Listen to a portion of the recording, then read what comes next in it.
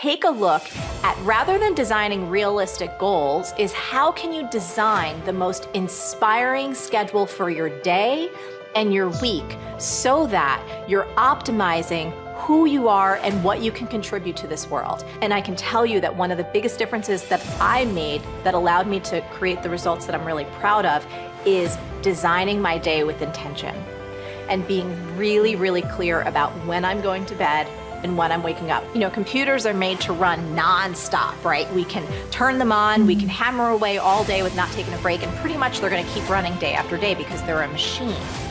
But we humans are built differently. And if we don't architect our day in the right way, if we don't build in rest, exercise, hydration, give ourselves free open space, white space, just to dream or to think or to play, we are gonna put ourselves in that position where burnout is a real thing, and then it's gonna put us so far back that it's gonna take 10 times more to even just get back to base zero, nevertheless reaching our biggest dream. I meditate every day. And I do it in the mornings, and I do it for about 10 to 15 minutes. And I think it's important because it sets me up for the rest of the day. You know, it helps me. It's like having an anchor.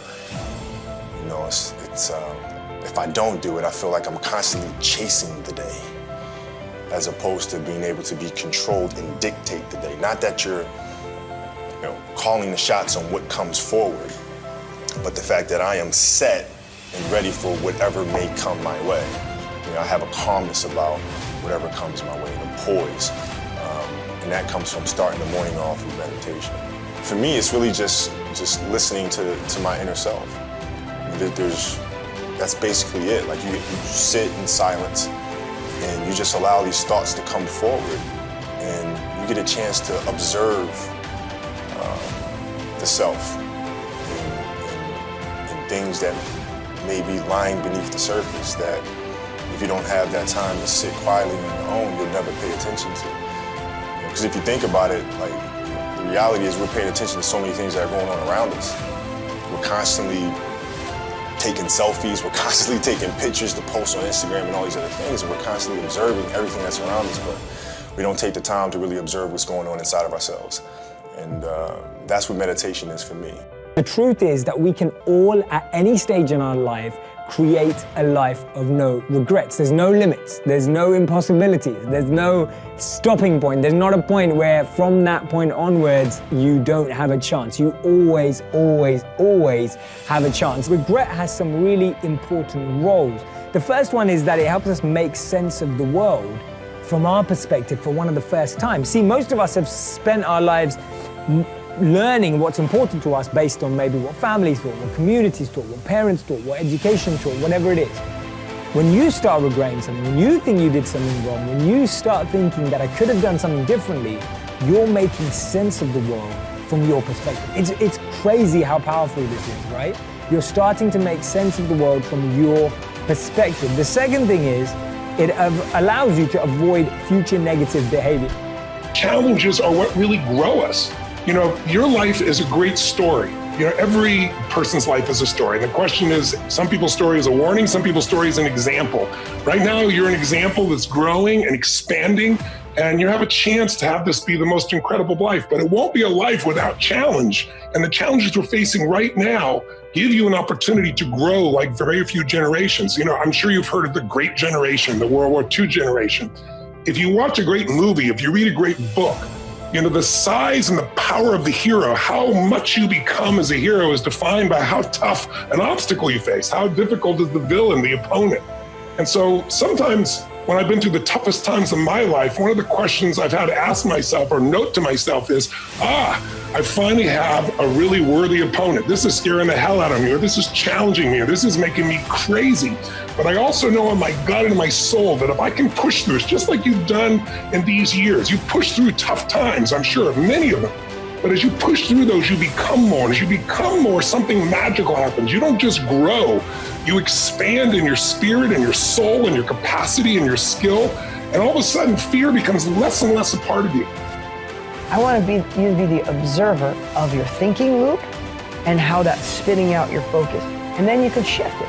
start thinking, the world has shifted. I have new opportunities. I have new capabilities. I'm alive. I've navigated the world. I have family, friends, husband, wife, kids. Like, shift that up. I am resilient. I am resourceful. I am magnificent. I am powerful. I get things done. I solve problems. You start replacing and filling that thinking loop with the world has shifted, I'm shifting too. Pivoting is what makes people, right?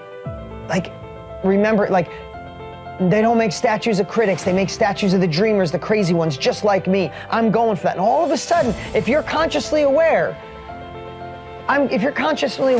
of that thinking loop and you throw out all the crap of lack and you start putting in what you could do, then I'm gonna take uncomfortable action. I'm gonna be an innovator.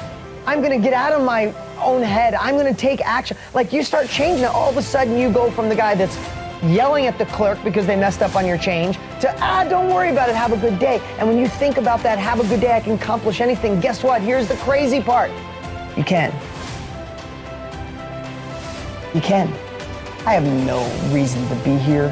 I didn't go past high school. I had dyslexia. I didn't start with money. Everybody thought I'm probably the least likely anybody in my school would say I'd be successful. And in the knowledge industry, who the hell would think this guy, me, who barely could read in 7th grade, that I'd be a multiple New York Times best-selling author, teach people around the world, one of the top trainers there are on the planet.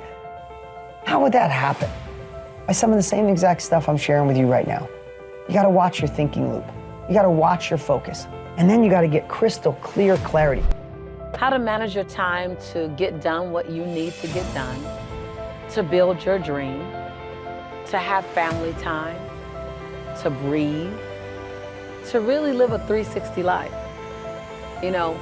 Time management for me was something that I didn't even know I was horrible at one time. See, I'm a creator, I'm a dreamer, I'm a butterfly. And what that means is I can be chaotic and sporadic, and I can go in one direction in 1 minute and then another direction another minute. But there were times early in my career, Jelani was about 5 years old at the time, he's now in his mid-20s, and I could work for 10 hours a day and literally have a list of 10 things to do and only have checked 2 of those tasks off. But I really, really worked 10 hours in the day. And I remember for years I wondered, what is it that I'm doing wrong? What is it that I'm not doing? Why do I feel overwhelmed? Why do I constantly feel as if I don't have enough time? Do you know that it takes literally as much energy to remain in overwhelm as it does to get organized and manage your time? I know that sounds crazy.